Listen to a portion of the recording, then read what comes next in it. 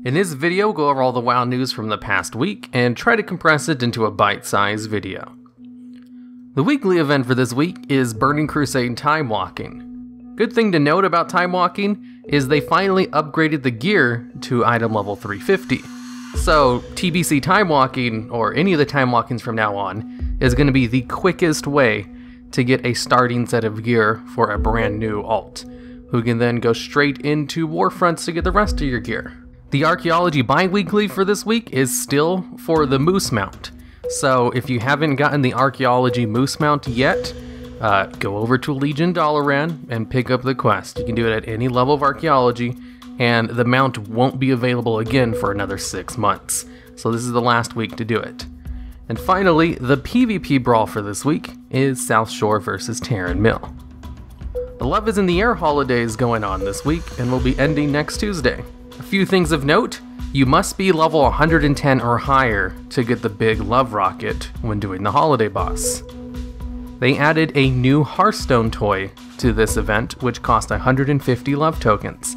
And the best place to farm lovely charms to get love tokens is in Lower Karazhan from Legion, because that dungeon has the highest amount of mob density of all of the dungeons. Although, you need to be max level and have decent gear to do that farm. Otherwise, it's going to be a little bit harder for you. Later on this week on Friday will be the Hatching Hippogriff mini holiday, where you go to Feralis and you have a day to get a Hippogriff, do some events, and then you'll get a little cosmetic baby Hippogriff on your shoulder for 5 days. And now onto some miscellaneous things. In the previous week, Blizzard laid off a lot of their employees, and a lot of people are very mad about that.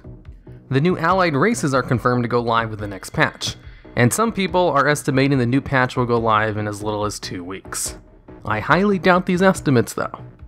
Personally, I'd say about a month or 2.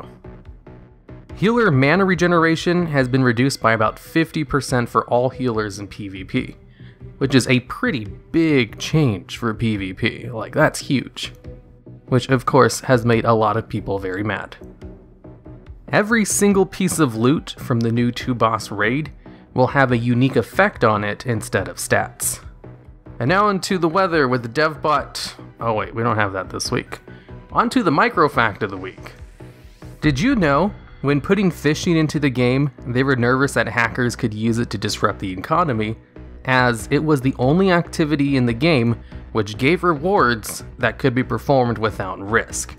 That's why they also added the little mini game of clicking the bobber when you caught something, in order to make it harder for hackers to automate. Channel update.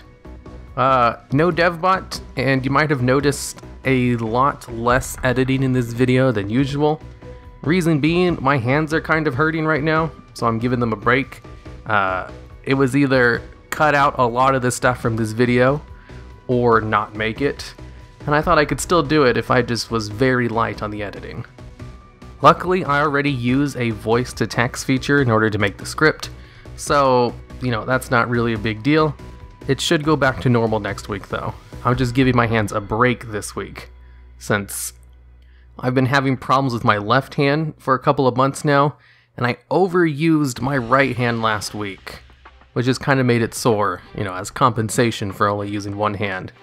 So I'm just being extra conservative this week. I could have probably have done it just fine, but I don't want to. I'm giving my hands a break. And so with that, I'll see you all next week.